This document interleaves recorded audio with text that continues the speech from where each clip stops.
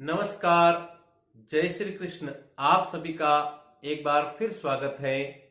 साथियों, क्या आप जानते हैं कि सभी व्रतों में सबसे बड़ा कौन सा व्रत है? सभी व्रतों में एकादशी के व्रत को सबसे बड़ा बताया गया है। क्या आप जानते हैं कि इस महीने में जो श्राद्ध पक्ष चल रहा है, ये जो आने वाली एकादशी है, इसको किस नाम से जाना जाता है, इसका क्या फल है और इसको करने की विधि क्या है? यह सब यदि आपको जानना है तो इस वीडियो के अंत तक बने रहें। इससे पूर्व यदि आपने इस चैनल को सब्सक्राइब नहीं किया है तो सब्सक्राइब का बटन दबाकर इसको सब्सक्राइब अवश्य कर लें और साथ में बेल आइकन का बटन भी दबाएं।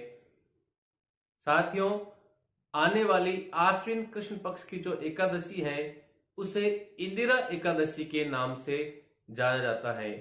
यह पितरों को मोक्ष देने वाली एकादशी है। साथ ही जो इस एकादशी को करता है वह भी मृत्यु के बाद स्वर्ग एवं वैकुंठ की प्राप्ति कर मोक्ष को प्राप्त करता है।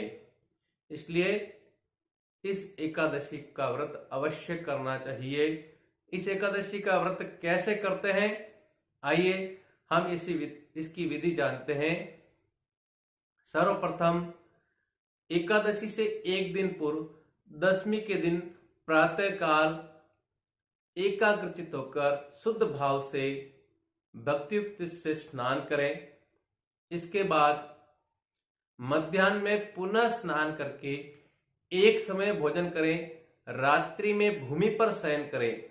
उसके पश्चात एकादशी के दिन ब्रह्म मुहूर्त में उठकर दातून आदि करके स्नान के पश्चात व्रत यानी उपवास का नियम धारण करें।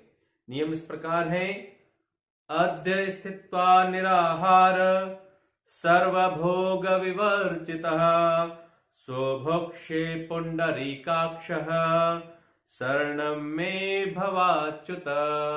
अर्थात, हे कमल नयन, आज मैं सभी भोगों से अलग रहकर निराकार रहकर कल भोजन करूंगा। हे अच्युत अर्थात भगवान विष्णु, मुझे अपनी शरण दे। इस प्रकार उपवास का संकल्प करने के बाद दिन में पितरों को प्रसन्न करने के लिए शालिग्राम शिला के समक्ष पितरों का श्राद्ध करें। श्राद्ध विधि पूर्वक करें और श्राद्ध करने के पश्चात ब्राह्मणों को दक्षिणा दे संतुष्ट करें और उन्हें भोजन कराएं। और पितरों के लिए जो अन्नमय भोजन दिया है उसको सूंघकर किसी गौ माता को खिला दें। उसके बाद भगवान ऋषिकेश का विधि पूर्वक षोडशोपचार पूजन करें और रात्रि में उनके समीप जागरण करें। दूसरे दिन प्रातः द्वादशी के दिन स्नान आदि करके पुनः श्री हरि का पूजन करें और ब्राह्मणों को भोजन कराएं। भोजन कराने के बाद बंधु बांधवों के सहित अपने नाती पुत्रों के साथ मौन होकर एकाग्रचित होकर भोजन करें। इस प्रकार विधि पूर्वक इस एकादशी का व्रत करने से पितरों को मोक्ष मिलता है।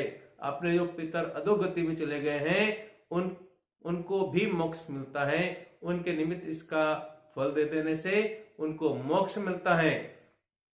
अब इस बार ये जो एकादशी है सभी के लिए, स्मार्त, वैष्णव और निम्बार्क सभी संप्रदायों के लिए 10 अक्टूबर 2023 को मंगलवार के दिन पड़ेगी। जय श्री कृष्ण।